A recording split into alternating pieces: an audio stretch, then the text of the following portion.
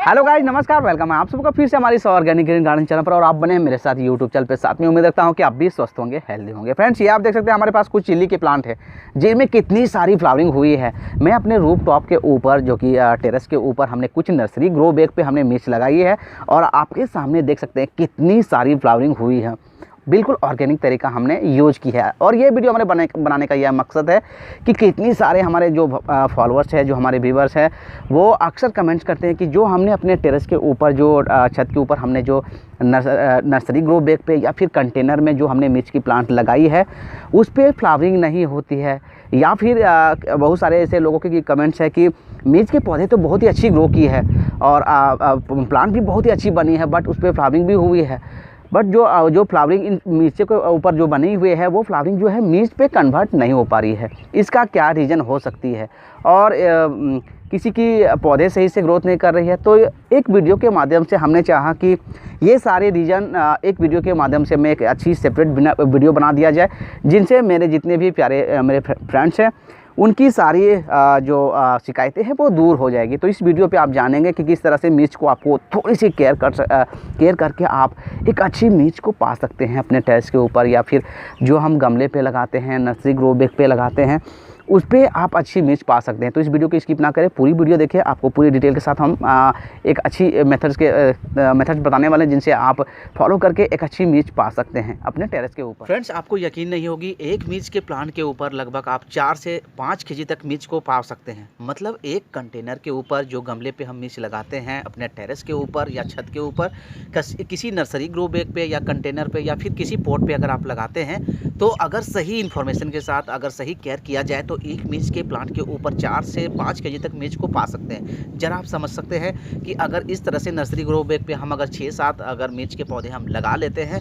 तो मुझे नहीं लगता है कि आपको बाज़ार से मिर्च खरीदने की ज़रूरत पड़ेगी। बिल्कुल आप ऑर्गेनिक तरीक़ा से भी आप उसे उगाएंगे और आपकी किचन की जो मिर्च की रिक्वायरमेंट होगी, आप अपने टेरेस से ही आप इसे पूरा कर सकेंगे। लेकिन कुछ ज़रूरी टिप्स हैं जिन्हें आप फॉलो करके बहुत ही कम खर्च में बिल्कुल ऑर्गेनिक मैटर पे, आप ऑर्गेनिक बेस पे बिल्कुल फ्री में अपने घर पे ताज़ी मिर्च उगा सकेंगे। बिल्कुल केमिकल फ्री होगी, ना किसी केमिकल इंसेक्टिसाइड का स्प्रे भी करनी होगी, बिल्कुल ऑर्गेनिक होगी और वो हमारी सेहत के लिए बहुत ही फ़ायदेमंद होगी। तो इस वीडियो पे आप जानेंगे कि किस तरह से आप अपने घर पे बिल्कुल फ्री में मिर्च को उगा सकते हैं। इस तरह से नर्सरी ग्रो बैग पे भी आप उगा सकते हैं। तो इसके लिए सबसे पहले हमें बात करनी होगी सॉइल। सबसे अच्छी हमें सॉइल बनानी होगी। मिर्च की जो सॉइल होगी बिल्कुल भुरभुरी होनी चाहिए। जब आप अपने गमले पे फिल करेंगे या फिर नर्सरी ग्रो बैग पे फिल करेंगे मिट्टी को, तो उसकी जो सॉइल होगी बिल्कुल भुरभुरी बनानी होगी। भुरभुरी मिट्टी बनाने के लिए आपको अपने गार्डन की सॉइल लेनी है। जिस एरिया पे आप जहाँ पे रहते हैं वहाँ की आप 40% आप मिट्टी लें। नॉर्मल मिट्टी ले सकते हैं अपने बाड़ी की, या फिर अपने नर्सरी की, या फिर अपने गार्डन की, वहाँ की 40% मिट्टी ले। उसके बाद उस पर आपको 20% रिवर सैंड मिलानी है, मतलब रेत। 10% कोकोपीट मिला दें और 30% काऊ डंग, मतलब गोबर की खाद। ये चारों को कॉम्बिनेशन करके आप पोटिंग मिक्स बना लें। बिल्कुल ये बहुत ही ज़बरदस्त मिट्टी बनेगी। ये मिट्टी जो बनेगी बिल्कुल वेल ड्रेन बनेगी। जब भी आप इसमें वाटरिंग करेंगे तो ज़्यादा देर इस पर पानी रुकेगी नहीं गमले पे, वो ड्रेनेज होल के माध्यम से तुरंत पानी ड्रेन हो जाएंगे। और मिर्च की प्लांट, टमाटो की प्लांट या फिर ब्रिंजल के प्लांट अगर आप गमले में लगाते हैं तो उसकी जो पानी है वो रुकनी नहीं चाहिए। नहीं तो हमारे जो इसकी मिर्च की जो प्लांट की जो रूट है वो गलने लगती है, फंगस एक्टिव होती है और बहुत तेज़ी से फंगस लगती है, जिसके कारण पौधे की ग्रोथ जो है थम सकती है और पौधे की हेल्थ बिगड़ सकती है। इसलिए हमें ऐसी सॉइल बनानी होती है जिस पे पानी ज़्यादा देर के लिए टिके ना। इसलिए वेल ड्रेन मिट्टी बनानी होती है। वेल ड्रेन बनाने के लिए आपको तो पहले ही मैं बता चुका हूँ, वो चारों को मिला करके एक कॉम्बिनेशन बना दीजिए। उसके बाद अब मिट्टी आपको गमले में फिल करनी है। उसके बाद आपको ध्यान रखनी है सीडलिंग। सीडलिंग जब आप तैयार करते हैं तो आपको ऐसी जगह सीडलिंग करनी है। सीडलिंग में आप अपने घर की सूखी मिर्च से भी ले सकते हैं, या फिर हाइब्रिड किस्म की जो सीड आती है बाज़ार में, आप उसे भी सिलेक्ट कर सकते हैं। मगर मेरा सजेस्ट होगा कि अगर आप अच्छी मिर्च पाना चाहते हैं, हेल्दी फूल, और काफ़ी ज़्यादा मिर्च पाना चाहते हैं और कम से कम 6 से 7 बार हार्वेस्ट करना चाहते हैं, तो आपको सबसे पहले हाइब्रिड किस्म की जो सीड होती है उसे आपको चयन करनी होगी। नहीं तो आप अपने घर की सूखी मिर्च की सीड जो होती है, लाल मिर्च, जो हम अपने घर पर यूज करने के लिए लेके आते हैं उन्हें भी आप ले सकते हैं, उसकी सीड आप निकाल लें या हाइब्रिड सीड। और जब आप सीडलिंग करेंगे तो आपको ऐसी जगह सीडलिंग कर लें जहाँ फुल डे की धूप आती हो। एक पॉट पे आप मिट्टी पहले बना लें, उसके बाद ऊपर में बीज को स्प्रिंकल कर ले, उसके बाद आप ऊपर से हाफ इंच या 1 इंच मिट्टी की लेयर चढ़ा दें। चढ़ाने के बाद आपको हल्की वाटरिंग कर देनी है। देन आप उसे फुल सनलाइट में आपको रख देनी है। आप देखेंगे बहुत ही जल्दी मतलब 20 से 25 दिन के बाद आपके पौधे जो है तैयार हो जाएगी प्लांटेशन करने के लिए, गमले में या फिर ग्राउंड लेवल में लगाने के लिए। तो सबसे पहले हमें तो पौधे तैयार करनी होती है, उसके बाद फिर उसे निकाल के हमें रिपोर्ट करनी होती है। इसलिए सीडलिंग तैयार करनी है आपको फुल डे की धूप की जगह पे।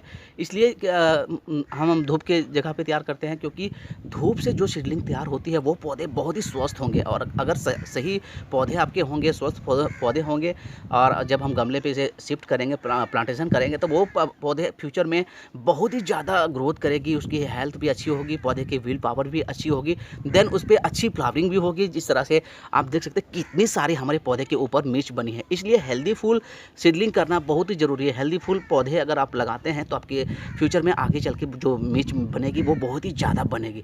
इसलिए आपको फुल डे में आपको सीडलिंग करनी है। 20-25 दिन के बाद पौधे आपके तैयार हो जाएगी। देन मिट्टी आपको जो हमने बताई उसे फिल करनी है गमले के बाद। उसके बाद आपको ट्रांसप्लांट करनी है। ट्रांसप्लांट करने के बाद आप उसे डेली बेस पे आपको पानी वाटरिंग करते रहनी है। और आप जैसे देखेंगे कि आपके प्लांटेशन करने के बाद 20-25 दिन जब हो जाएंगे तो वो 6 पत्ते वाले पौधे बन जाएंगे। 6 पत्ते बन जाएंगे तब उसके ऊपर की सिरा को हमें पिंच करनी होती है, मतलब कट करनी होती है। उसे हम बोलते हैं 3G कटिंग। 3G कटिंग अगर आप नहीं जानते हैं तो ऑलरेडी हमारे कई वीडियो हमने बनाई है, मिर्च की पौधे को किस तरह से 3G कटिंग की जाती है, उसकी अलग से सेपरेट वीडियो हमने बनाई है।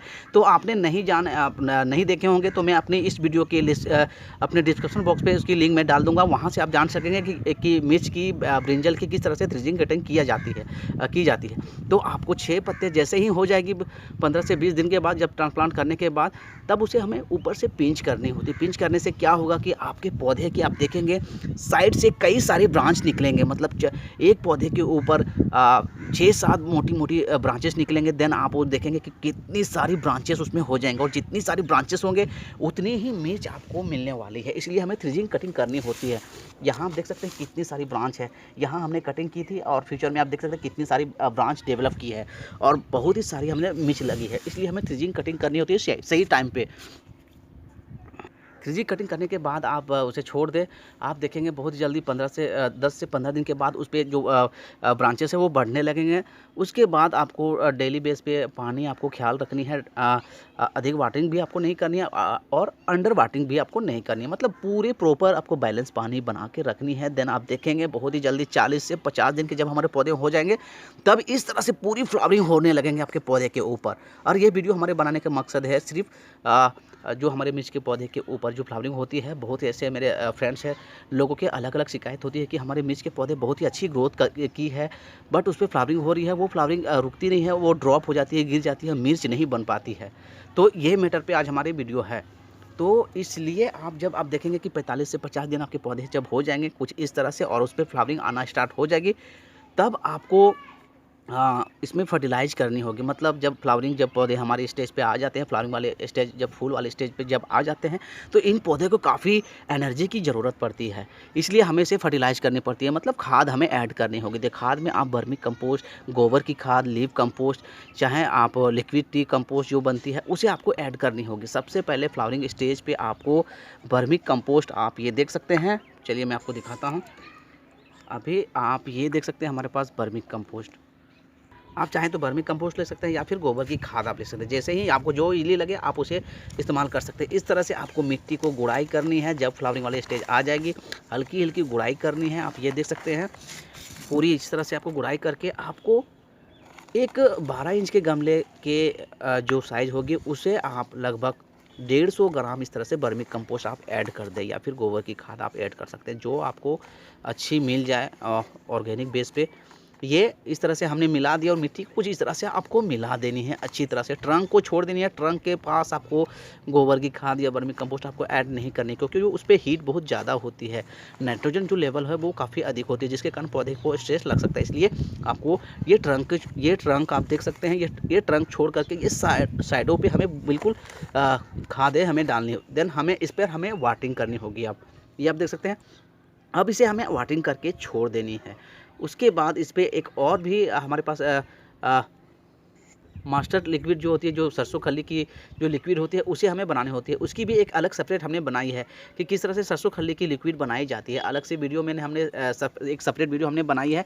अगर वो वीडियो आपने नहीं देखी है तो उसकी लिंक मैं यहाँ फिर से डाल दूँगा अपने डिस्क्रिप्शन बॉक्स पे, उसे आप पूरी देख सकेंगे कि किस तरह से सरसों खल्ली की लिक्विड बनाई जाती है। वो बहुत ही स्ट्रॉन्ग होती है हमारे पौधे की, मिर्च के प्लांट के ऊपर या ब्रिंजल के जो पौधे हम जो लगाते हैं बैगन के, उसे अगर आप टाइम टू टाइम लिक्विड बना करके आप इसे ऐड करेंगे तो आप देखेंगे जो फ्यूचर में आपके मिर्च के प्लांट पे या ब्रिंजल जो बैगन के पौधे में जो फ्रूट लगती है वो बहुत ही बड़े साइज इंक्रीज करती है। इसलिए उस पर एक अच्छी पोषक तत्व होते हैं हमारे पौधे के लिए, नाइट्रोजन, फास्फोरस और जो पोटासियम जो वाली जो सोर्सेज होते हैं वो सरसों खल्ली में बहुत ही अच्छी मात्रा होती है। इसलिए इसे हमें लिक्विड भी ऐड करनी होती है। और चाहें तो आप ये वर्मी कंपोस्ट को भी आपको इस्तेमाल करनी है। दोनों अगर मिला के आप डालेंगे तो बहुत ही परफेक्ट होगी, उस पर पौधे की ग्रोथ अच्छी होगी। ये गोबर की खाद, ये वर्मी कंपोस्ट आपको हर 10 दिन के बाद आपको 100 ग्राम आपको ऐड करनी है, फिर आपको वाटरिंग करनी है, जिससे कि आप देखेंगे हाइब्रिड किस्म की जो सीड होती है या फिर देसी हाइब्रिड किस्म की जो सीड होती है उसमें बहुत ज़्यादा मिर्च लगती है। मतलब आप 6 बार 7 बार उसमें हार्वेस्ट कर सकते हैं, 6 से 7 बार आप उसे मिर्च ले सकते हैं और बहुत ही ज़्यादा मिर्च लगती है। इसलिए ऑर्गेनिक बेस पर आप उगाएँ। गोबर की खाद तो आपके घर पे अवेलेबल होती है, बिल्कुल डिकम्पोज आपको इस्तेमाल करनी है, या फिर आपको बाज़ार में वर्मी कंपोस्ट भी मिल जाएगी, उसे आप इस्तेमाल कर सकते हैं। साथ में आपको इसमें एक बीमारी लगती है वाइट फ्लाई और एफिड्स और माइट, ये तीनों कीट बहुत तेज़ी से मिर्च के प्लांट के ऊपर अटैक करती है। साथ में जो टमाटो के प्लांट होते हैं उस पर भी अटैक करते हैं। तो अगर आप डेली बेस पे नीम ऑयल का स्प्रे करते हैं, डेली बेस मतलब हर 7 दिन या फिर 10 दिन में आप अगर स्प्रे करेंगे तो आपको पौधे इस तरह से स्वस्थ होंगे। जिस तरह आप देख सकते हैं हमारे पौधे की हेल्थ कितनी अच्छी चल रही है, बहुत पत्ते भी काफ़ी शाइन करेंगे, पत्तियाँ भी अच्छी लगेगी और पौधे की हेल्थ भी बहुत अच्छी होगी। हर 7 दिन में आप नीम ऑयल का स्प्रे करें, या फिर आप केमिकल इस्तेमाल करना चाहते हैं, केमिकल पेस्टिसाइड, तो आप इमिडाक्लोरोपीड भी इस्तेमाल कर सकते हैं। 1 लीटर पानी में आप 1 लीटर पानी में आप हाफ ml उस पर डिजॉल्व करें और पूरी फॉलियर स्प्रे कर दें, मतलब पूरी पत्तियों के ऊपर स्प्रे करनी है, जिससे कि आप देखेंगे पौधे की हेल्थ भी अच्छी होगी। साथ में अगर आप फंगिसाइड का भी इस्तेमाल कर सकते हैं, साफ या बेबिस्टन, आपको मैं यहाँ दे दूँगा इसके लिए। साफ या बेबिस्टन आपको 15 दिन में एक बार इस्तेमाल करनी होगी, जिससे कि पौधे की ग्रोथ भी अच्छी होगी, ना किसी तरह का बीमारी होगी, जिससे पौधे की हेल्थ बहुत ही अच्छी होगी। इसलिए आपको नीम ऑयल भी स्प्रे करने हैं। नीम ऑयल अगर स्प्रे करेंगे तो वो आपका ऑर्गेनिक बेस होगी, ऑर्गेनिक केमिकल ये नहीं है, सिर्फ ऑर्गेनिक होगी। तो ये जो फ्रूट हम खाएंगे तो वो हमारे लिए नुकसानदेह नहीं होगी। इसलिए हम ऑर्गेनिक में नीम ऑयल का भी स्प्रे कर सकते हैं, या फिर केमिकल अगर आप करने हैं तो जब आप इसे स्प्रे करते हैं तो आपको 10 दिन के बाद ही अपने फ्रूट को तोड़नी है, मतलब हार्वेस्ट करनी है। इसलिए 10 दिन का बाद अंतराल रखें, क्योंकि जो माइट्स होती है, जो एफिड्स होते हैं, पत्तों की बैक साइड पे इस पे बैठ करके इसकी लगातार इसकी रस कुछ चूसते रहते हैं, जिससे पौधे की जो पत्तियां है अक्सर वो मुड़ जाती है, जिसे हम लीफ कर्ल कहते हैं। अक्सर मिर्च के पौधे के ऊपर ये लीफ कर्ल की जो बीमारी होती है वो बहुत जल्दी पकड़ लेती है। इसलिए अगर आप डेली बेस पे नीम ऑयल का स्प्रे करेंगे तो आपको पौधे बहुत ही अच्छी रहेंगे। बीमारी जब एक बार हमारे पौधे के ऊपर पकड़ लेगी तो फिर आप किसी भी केमिकल से या किसी भी स्प्रे से आप उसे रोकथाम मतलब निजात नहीं पा सकते। इसलिए शुरू से अगर आप देखभाल करेंगे तो आपकी मिर्च बहुत ही अच्छी चलेगी, आपको टाइम टू टाइम आपको मिर्च भी मिलते रहेगी और अपने किचन के रिक्वायरमेंट के अनुसार आप हर रोज़ ताज़ी मिर्च भी तोड़ेंगे, और वो भी केमिकल फ्री होगी, ना किसी तरह का केमिकल हमें इस्तेमाल करनी है। साथ में आपने हर 10 से 15 दिन के बाद एक बार मिट्टी को इस तरह से गुड़ाई कर दे, जिससे अतिरिक्त जो पानी होगी वो सूख जाएगी और जो भी फंगस जो होती है, वो फंगस लगने की जो चांसेस होती है वो काफ़ी कम हो जाती है। साथ में एयरेशन सिस्टम भी अच्छी होती है, मतलब ऑक्सीजन का फ्लो मिट्टी के अंदर बहुत ही अच्छी होगी, और जब ऑक्सीजन का फ्लो अच्छी होगी मिट्टी के अंदर में तो ऑटोमेटिक हमारे पौधे की जो रूट है वो काफ़ी तेज़ी से डेवलप करेगा। रूट अच्छी डेवलप करेगी तो पौधे की हेल्थ भी अच्छी होगी, पौधे की विल पावर जो होगी बहुत ही परफेक्ट होगी। इसलिए हमेशा हर 10 से 15 दिन के बाद एक बार गुड़ाई कर दे, और इस पे बीच बीच में आपको खाद भी ऐड करनी होगी।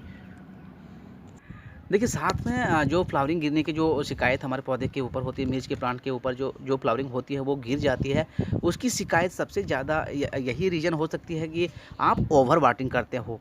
ओवर वाटरिंग आपको नहीं करनी है। पानी आपको तभी डालनी है जब आपके गमले की सरफेस वाली एरिया जो होती है, जो इसे हम सरफेस एरिया बोलते हैं, ऊपर के एरिया आप देख सकते हैं, जब आपको ड्राई फील होने लगे तभी आपको वाटरिंग करनी है। अदरवाइज़ आपको हर वक्त हर समय आपको वाटरिंग नहीं करनी है। पानी जब देखें आप सूख गई है तभी आपको वाटरिंग करनी है।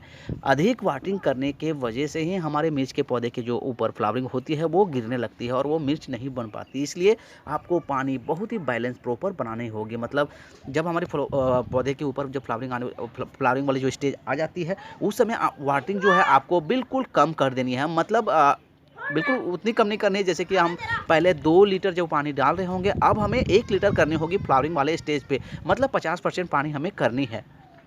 तब देखेंगे कि आपकी मिर्च के ऊपर जितनी सारी फ्लावरिंग है वो फ्रूट में कन्वर्ट हो सकेगी। साथ में आप इसे दिन के लगभग 7 से 8 घंटे धूप अगर आप दे सकेंगे तो यकीनन आपके मिर्च के पौधे की जो ऊपर फ्लावरिंग हुई है वो फ्रूट में कन्वर्ट हो सकेगी। क्योंकि इन मिर्च के पौधे की जो फ्रूट वाली प्लांट होती है उन्हें धूप की रिक्वायरमेंट बहुत ही अधिक होती है। 7 से 8 घंटे अगर आप धूप दे पाएंगे तभी पौधे की ग्रोथ भी अच्छी होती है और जो फ्लावरिंग होती है वो मिर्च में कन्वर्ट हो पाएगी। क्योंकि फोटोसिंथेसिस की जो प्रोसेस है धूप की संपर्क में ही होती है। जो पौधे अपना खुराक बनाते हैं, जो खाना बनाते हैं, जब इसे सही तरीके से धूप मिलेगी तभी इसके फोटोसिंथेसिस की जो प्रोसेस है वो अमल हो पाती है। इसलिए आपको धूप इसे प्रॉपर रूप से ध्यान रखनी होगी। शेड वाले एरिया पे नहीं लगाना। शेड एरिया पे आप अगर लगाते हैं तो पौधे की ग्रोथ भी अच्छी होगी, हेल्थ भी अच्छी होगी, बट उसमें मिर्च नहीं लगेगी क्योंकि उसे 1-2 घंटे धूप मिलने से पौधे की जो फ्लावरिंग है वो फ्रूट में नहीं कन्वर्ट हो सकेगी। तो उम्मीद करता हूँ दोस्तों ये वीडियो आपको पसंद आई होगी। पसंद आए तो जरूर इस वीडियो को लाइक कर सकते हैं और चैनल पे अगर नए हो तो चैनल को कर लीजिएगा सब्सक्राइब। तो चलिए मिलते हैं किसी नए वीडियो के साथ, तब तक के लिए good bye and see you.